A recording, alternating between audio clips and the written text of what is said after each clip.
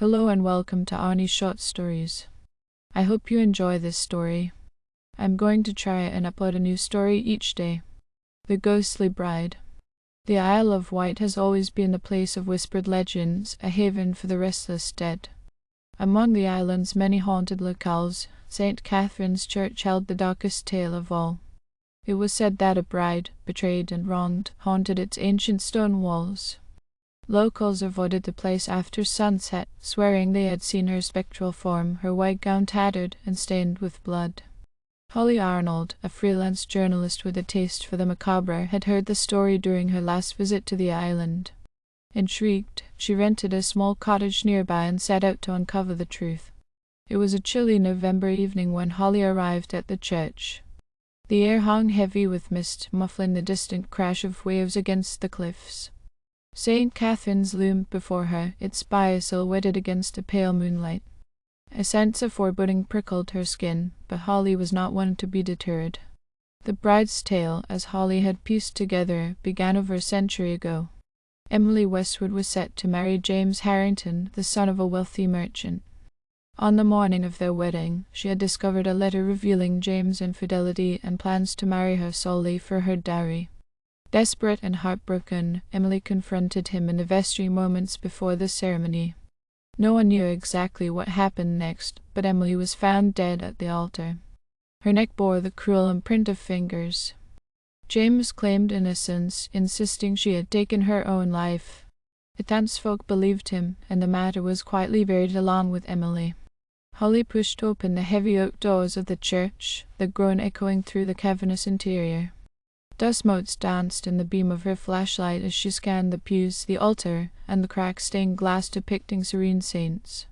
She made her way to the altar, where Emily's body had been found.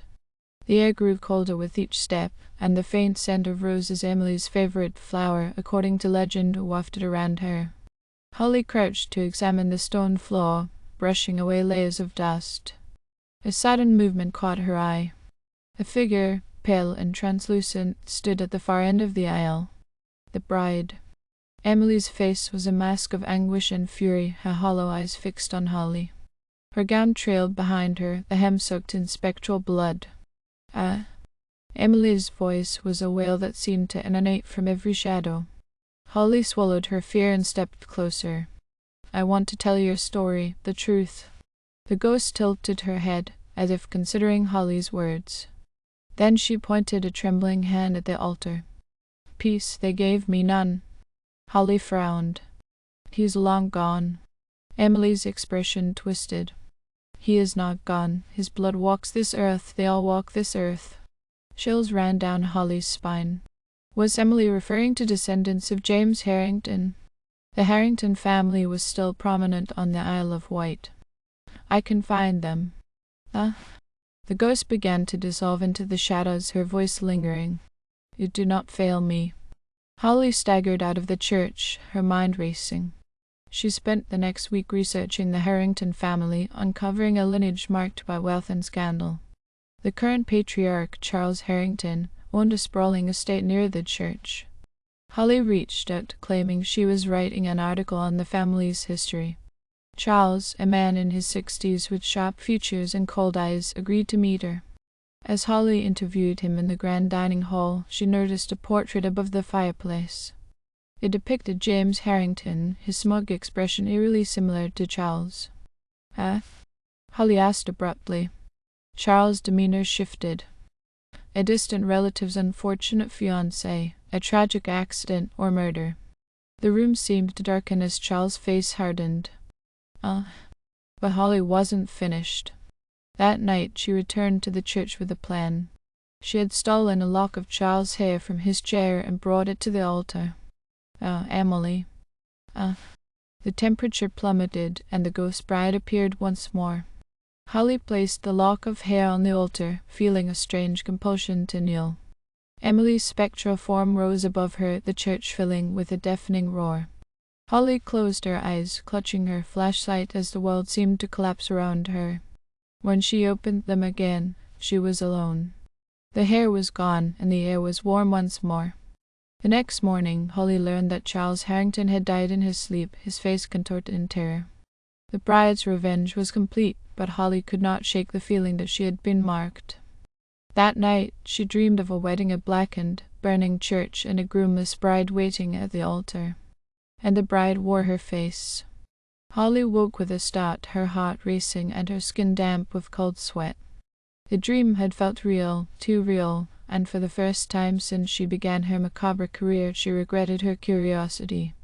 The faint scent of roses lingered in her bedroom, as though Emily had followed her home. She spent the day trying to distract herself, immersing herself in mundane tasks, reorganizing her notes, calling her editor, even baking. But the unease never left her. Shadows seemed longer, darker. Every creak of her cottage felt like a footstep. By nightfall, Holly knew she wouldn't sleep without answers. She returned to the church, her flashlight trembling in her hand. The cold was sharper than before, biting through her jacket. The moon, a thin crescent, cast feeble light over the churchyard. The wind carried whispers, faint and indistinct, but unmistakably there. Inside, the church was unnervingly silent. Holly approached the altar, her breath visible in the frigid air. "Emily," she called softly. "What do you want from me?" A figure emerged from the shadows, her tattered gown flowing as if caught in an unseen wind. Emily's eyes burned with an unnatural light. "You gave me his blood," the ghost hissed. "But my story is not over." Holly's throat tightened.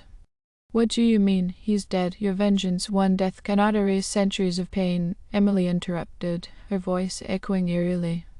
The Harrington bloodline thrived on lies and cruelty. Their wealth was built on betrayal. Others must know. You promised to tell my story. Holly nodded slowly. "I will. I'll publish everything. The truth will come out." Emily's form flickered, as if the promise calmed her.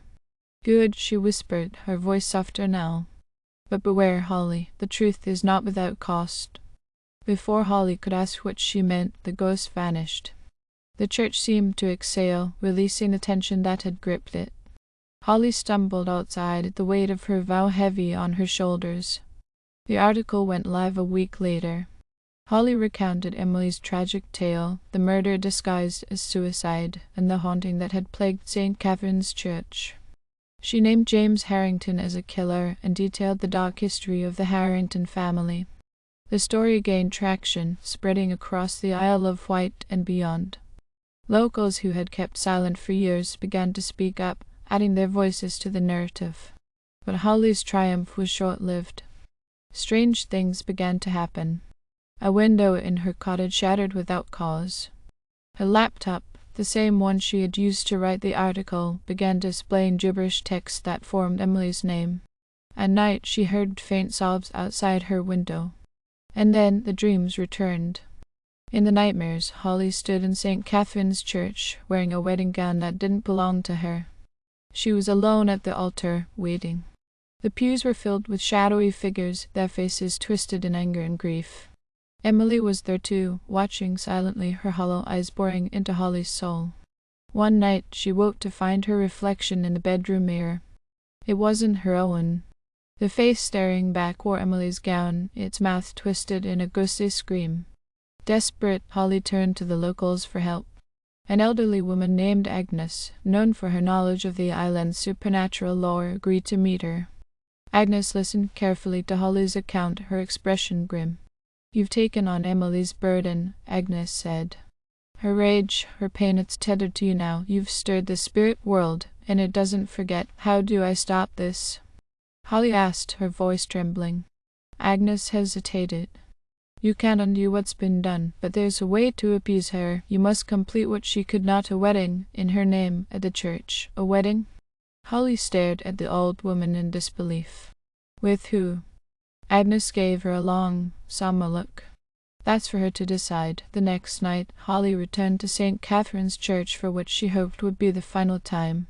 She brought flowers, a candle, and a ring item she hoped would be symbolic enough. The church was colder than ever, the air oppressive and heavy. As she stood before the altar, she felt a presence behind her. Turning slowly, she saw Emily, her form more solid than ever before. Beside her was another figure, a man in spectral chains, his face unmistakably that of James Harrington. Emily's lips curled into a small, sad smile. "Tonight you will marry justice to truth," she whispered. Holly placed the ring on the altar and lit the candle, whispering a prayer she barely remembered. Emily and James stepped forward, their forms merging as the light of the candle grew brighter, enveloping the church in a blinding glow. When the light faded, the church was silent. The oppressive cold was gone, replaced by a peaceful stillness. Holly never dreamed of Emily again, but she often felt her presence, a faint scent of roses, a flicker of light in the corner of her eye. The story of the ghostly bride became her most famous work, but Holly never wrote another piece about the paranormal. The church, however, was never the same. Some said it felt lighter, cleansed. Others swore they still saw the bride, standing in the moonlight, watching over those who dared to enter. Thank you for listening. I hope you enjoyed this story. Please don't forget to like, and even better, like and subscribe. Thank you very much, and I hope you have had or have a great day.